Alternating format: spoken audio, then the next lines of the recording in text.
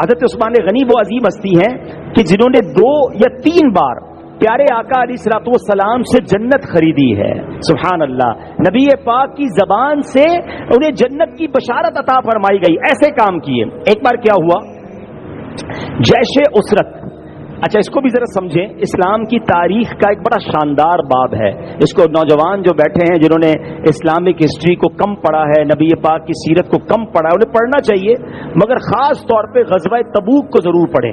غزوہ تبوک کو جیش اسرت بھی کہتے ہیں. تبوک تو اس لیے کہتے ہیں وہ تبوک میں لڑائی ہوئی تھی، اور اسرت کہتے ہیں تنگی کو.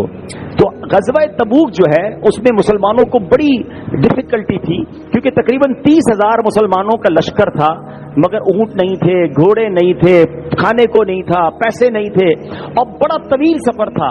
آج بھی اگر آپ مدینہ منورہ سے تبوک جائیں تو تقریباً 900 کلومیٹر کا راستہ ہے، اور اس زمانے میں یہ گھوڑوں اور اونٹوں پہ طے کرنا تھا. سخت گرمی کے دن تھے. نبی پاک علیہ الصلوۃ والسلام نے اعلان کیا کہ مسلمان اللہ کی راہ میں خرچ کریں. تو جو مسلمان صحابہ تھے، جو نبی پاک کے غلام تھے، وہ اپنا اپنا سامان لے کر آئے. حضرت عثمان غنی رضی اللہ تعالیٰ عنہ نے کیا کیا، آپ کھڑے ہوئے اور آپ نے کہا حضور 100 اونٹ بما سامان میری طرف سے. مسلمانوں کے لیے آج کے زمانے میں آسان کر دیتا ہوں کہ کوئی کہے کہ 100 ٹرک جناب سامان لوڈ کر کے، ٹرک بھی آپ کے، سامان بھی آپ کا، کیونکہ اونٹ بھی دے دیے. نبی پاک بہت خوش ہوئے، آپ بیٹھ گئے. پیارے آقا نے اور مسلمانوں کو ذہن دیا، ارشاد فرمایا کہ اللہ کی راہ میں خرچ کرو، کیونکہ بہت بڑا لشکر تھا. حضرت عثمان غنی پھر کھڑے ہو گئے، کہتے حضور 200 اونٹ بما سامان میری طرف سے. پھر بیٹھ گئے. نبی پاک نے پھر ذہن دیا کہ ابھی اور ضرورت ہے، اللہ کی راہ میں خرچ کرو. جذبہ دیکھیں، اور ثواب کمانا ہے. حضرت عثمان غنی پھر کھڑے ہو گئے، کہتے حضور 300 اونٹ بما سامان میری طرف سے. میرے آقا منبر سے نیچے آئے اور ارشاد فرمایا کہ آج کے بعد عثمان جو کچھ کرے اس پر کوئی پوچھ گچھ نہیں ہے، کوئی مواخذہ نہیں ہے. یعنی نبی پاک نے حضرت عثمان کو جنت کی بشارت عطا فرما دی. اچھا اب بڑی مزے کی بات، ٹیکنیکل بات، اگر میں آپ سے سوال کروں کہ بتائیں حضرت عثمان غنی نے کتنا صدقہ دیا ہوگا، تو عقل تو یہ کہتی ہے کہ پہلے انہوں نے 100 کا اعلان کیا، پھر کھڑے ہو کے اس کو بڑھا دیا، 200 کر دیا، پھر تیسری بار کھڑے ہو کے اس کو اور بڑھا دیا، 300 کر دیا. تو حضرت عثمان غنی نے 300 اونٹ دیے ہوں گے؟ نہیں. دل دیکھو، 100 میں 200 جمع کیے، کتنے ہو گئے؟ 300 میں پھر 300 جمع کیے، کتنے ہو گئے؟ 600. نہیں، 600 اونٹ بھی نہیں دیے. جب دینے کی باری آئی تو 950 اونٹ دیے، 50 گھوڑے دیے، 1000 اشرفیہ پیش کی. اللہ اکبر. یہ ہے حضرت عثمان غنی کی سخاوت. اچھا اب یہاں پر ان لوگوں کے لیے درس ہے. اب مسجد کی ماشاءاللہ یہاں تعمیر ہو رہی ہے، اور بھی بہت سارے نیکی کے کام ہوتے ہوں گے جس کا اعلان ہوتا ہوگا. اعلان تو لوگ کر دیتے ہیں، اس کے بعد ڈھونڈو انہیں، کدھر کے بھائی وہ اعلان کرنے والا؟ نہ اعلان کرنے والے کا پتہ. اچھا مل گئے وہ اعلان والے تو وہ کہتے ہیں وہ تو میں نے اعلان کیا تھا نا، ابھی دینے نہیں ہے میں نے. اچھا دھکے کھلاتے ہیں. اعلان زیادہ کا کریں گے، واہ واہ زیادہ ہو گئی، دیں گے تھوڑے سے.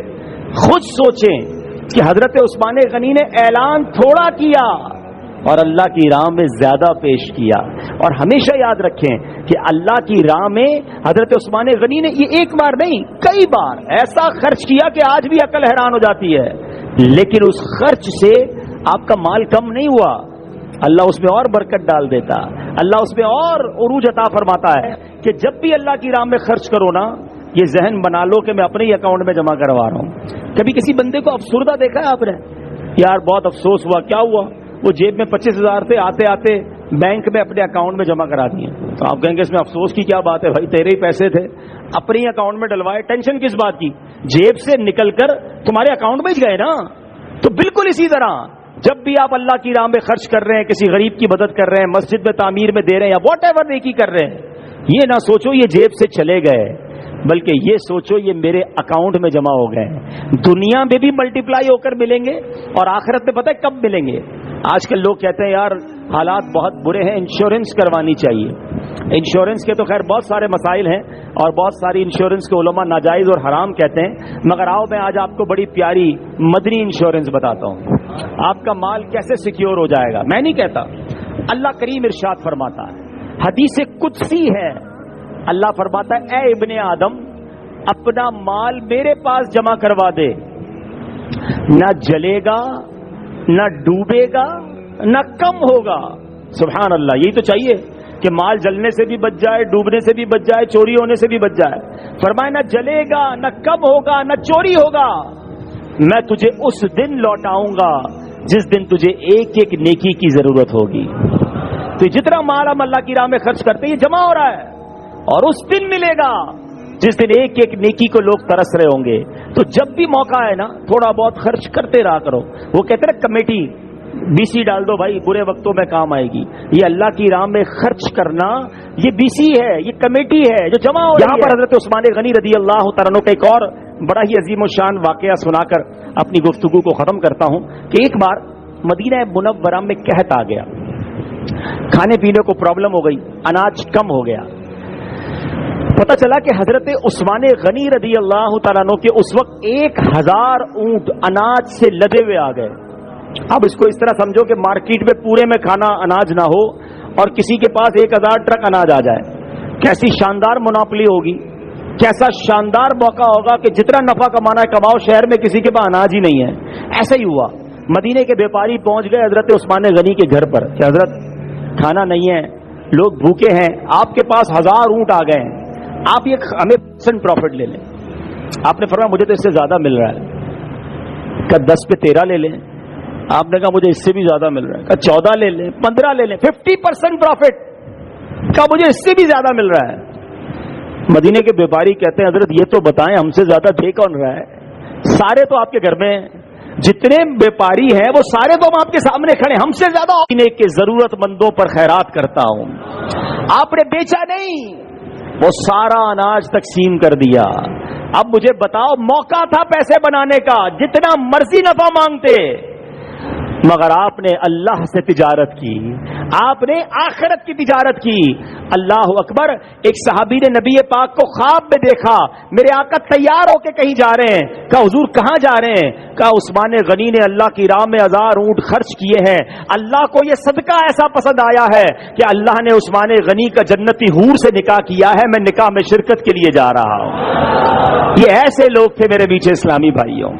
خدا را ہر وقت دنیا نہیں ہوتی ہے، کچھ فیصلے دل سے بھی کیا کرو. کیلکولیٹر کا فیصلہ اور ہے اور دل کا فیصلہ اور ہے.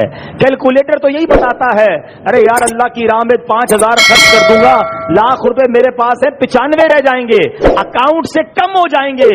کیلکولیٹر کچھ اور بتاتا ہے. مگر ہم نے دیکھا ہے کہ جو اللہ کی راہ میں خرچ کر رہے ہوتے ہیں ان کا مال بڑھتا ہی چلا جاتا ہے. یہ حساب کیلکولیٹر سے نہیں ہوتا، یہ حساب دل سے ہوتا ہے، اللہ کے نبی کے سچے وعدوں سے ہوتا ہے. اللہ مجھے اور آپ کو عثمان غنی رضی اللہ تعالی عنہ کی سخاوت کا ذرہ نصیب فرمائے. ہمیں بھی اپنی راہ میں دل کھول کر خرچ کرنے کی توفیق عطا فرمائے.